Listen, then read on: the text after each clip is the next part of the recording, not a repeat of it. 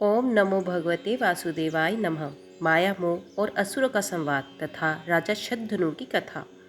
श्री प्राशर जी बोले, हे मैत्र, तदंतर माया मोह ने जाकर देखा कि असुरगण नर्मदा नदी के तट पर तपस्या में लगे हुए हैं। तब उस मयूर पिछधारी दिगंबर और मुंडित केश माया मोह ने असुरों से अति मधुर वाणी में इस प्रकार कहा। माया मोह बोला, हे दैत्यपतिगण, कहिए आप लोग किस उद्देश्य से तपस्या कर रहे हैं? आपको किस लौकिक फल की इच्छा है या पारलौकिक की? असुरगण बोले, हे महामते, हम लोगों ने पारलौकिक फल की कामना से तपस्या आरंभ की है। इस विषय में तुमको हमसे क्या कहना है? माया मोह बोला, यदि आप लोगों को मुक्ति की इच्छा है तो जैसा मैं कहता हूँ वैसा करो। आप लोग मुक्ति के खुले द्वार पर इस धर्म का आदर कीजिए। ये धर्म मुक्ति में परम योग की है।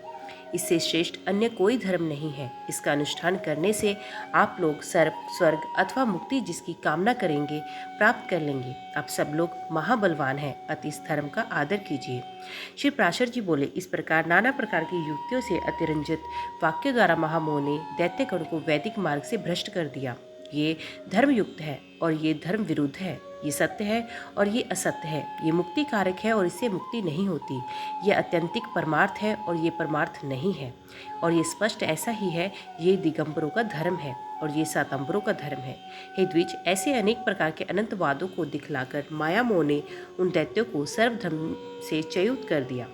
माया मोह ने दैत्यों से कहा था कि आप लोग इस महाधर्म को अहर्त अर्थात इसका आदर कीजिए। अति इस धर्म का अवलंबन करने से वे आहर्त कहलाए। माया मोह ने असुरगण व के त्रिय धर्म से विमुक्त कर दिया। वे मोहग्रस्त हो गए तथा पीछे उन्होंने अन्य दैत्यों को भी इसी धर्म में प्रवृत्त किया। उन्होंने दूसरे दैत्यों को, दूसरों ने तीसरों को, तीसरों ने चौथों को तथा उन्होंने औरों को इसी धर्म में प्रवृत्त किया। इस प्रकार थोड़े ही दिनों में दैत्यगण ने वेत्रुय का प्राय त्याग कर दिया। तदंतर जितेंद्रिय मामों ने रक्त वस्त्र धारण कर अन्य असुरों के पास जा उनसे मृदु, अल्प और मधुर शब्दों में कहा, हे असुरगण, यदि तुम लोगों को स्वर्ग अथवा मोक्ष की इच्छा है तो पशु हिंसा और दुष्ट कर्मों का त्याग कर बोध प्राप्त करो। हे संपूर्ण जगत विज्ञान में है ऐसा जानो। मेरे वाक्यों पर पूर्णतः ध्यान दो। इस विषय में युद्धजनों का पदार्थ की प्रतिपत्ति पर ही स्थित है तथा राग आदि दोषों से दूषित है। इस संसार संकट में जीव अत्यंत भटकता रहता है। इस प्रकार जानो, समझो और जानो। आदि शब्दों से बुद्ध धर्म का निर्देश कर माया मोह ने दैत्यों से उनका निज धर्म छुड़वा दिया। माया मोह ने ऐसे नाना प्रकार के युक्ति युक्त वाक्य कहे जिससे उन दैत्यगण ने त्रिय धर्म को त्याग दिया।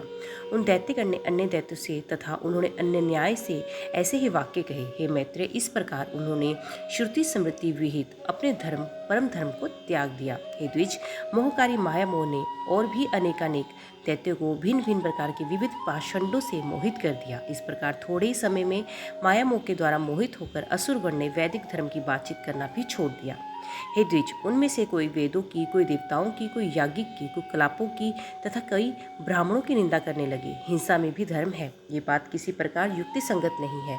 अग्नि में हवि जलाने से फल होगा, ये भी बच्चों की सी बात है। अनेकों यज्ञों के द्वारा देव तत्व लाभ करके यदि इंद्र को शमी आदि काष्ठा की भोजन करना पड़ता है तो इससे तो पत्ते खाने वाला पशु ही अच्छा है।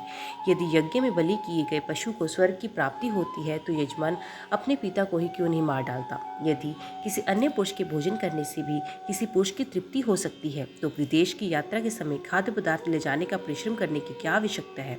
पुत्रगण घर पर ही श्राद्ध कर दिया करे। अतः ये समझकर कि ये लोगों की अंधश्रद्धा ही है, इसके प्रति उपेक्षा करनी चाहिए और अपने शेष साधन के लिए जो कुछ मैंने कहा है उसमें रुचि करनी चाहिए। हे असुरगण, श्रुति आदि आप्त वाक्य कुछ आकाश में नहीं गिरा सकते। हम, तुम और अन्य सबको भी युक्ति युक्त वाक्यों को ग्रहण कर लेना चाहिए। श्री प्राशर जी बोले, इस प्रकार अनेक युक्तियों से माया मोह ने दैत्यों को विचलित कर दिया जिससे उनमें से किसी की भी वैत्रिय में रुचि नहीं रही। इस प्रकार दैत्यों के विपरीत मार्ग में प्रवृत्त हो जाने पर देवगण खूब तैयारी करके उनके पास युद्ध के लिए उपस्थित हुए। हे द्विज, तब देवता और असुरों में पुण्य संग्राम छिड़ा। उसमें सन्मार्ग विरोधी दैत्यगण देवताओं द्वारा मारे गए।